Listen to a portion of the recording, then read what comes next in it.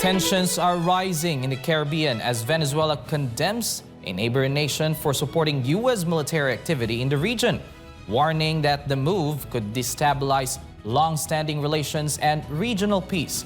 Jane Cunita has the rest of the details.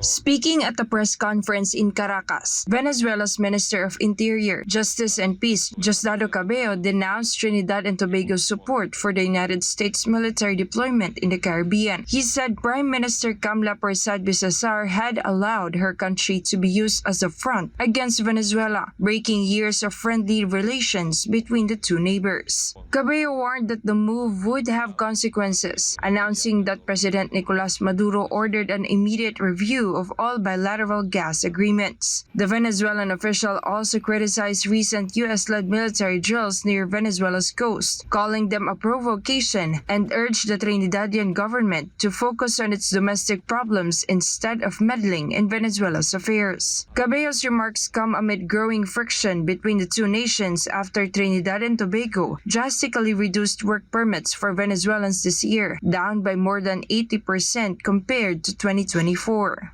El gobierno de Trinidad, tristemente, para el pueblo de Trinidad y Tobago, han asumido una posición de ser un frente contra nuestro país. Frente. Históricamente, Trinidad y Tobago tiene con Venezuela buenas relaciones, extraordinarias relaciones. Mucha gente venezolana tiene comercio constante con Trinidad y Tobago, constantemente.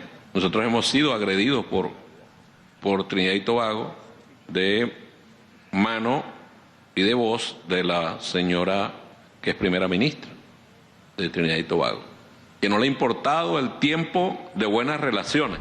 Meanwhile, anti-drug trafficking operations carried out by the United States in the Caribbean have heightened tensions and fear among local fisherfolk in northern Trinidad, who say their safety and livelihoods are at risk. Fisherfolk are being monitored by the U.S. warship USS Gravely, which docked in Trinidad last week as part of Washington's anti-drug operations. The presence of the destroyer follows an October 14 airstrike off Venezuela's coast that killed 6 people, including 2 Trinidadian fishermen. Families insist the men were civilians returning home, while the U.S. maintains they were linked to drug trafficking. Local resentment has grown after Prime Minister Kamla Persad-Bisasar backed the U.S. operation, a move critics say could draw the island deeper into regional hostilities.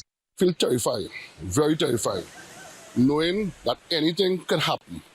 I think there's terrorists, because without knowing that somebody do something wrong and just kill them, the only way to identify these terrorists. Many fisherfolk have stopped going out to sea, fearing for their lives. Community leaders are now calling for urgent dialogue with Washington. Community leaders are now calling for urgent dialogue with Washington to prevent further escalation in the Caribbean. As Venezuela warns of retaliation and Trinidad faces growing unrest at home, the Caribbean finds itself on edge, caught between U.S. operations and regional disputes, threatening to spill over its waters. This has been Jane Cunita, your Global Citizen correspondent, reporting for Newsline World.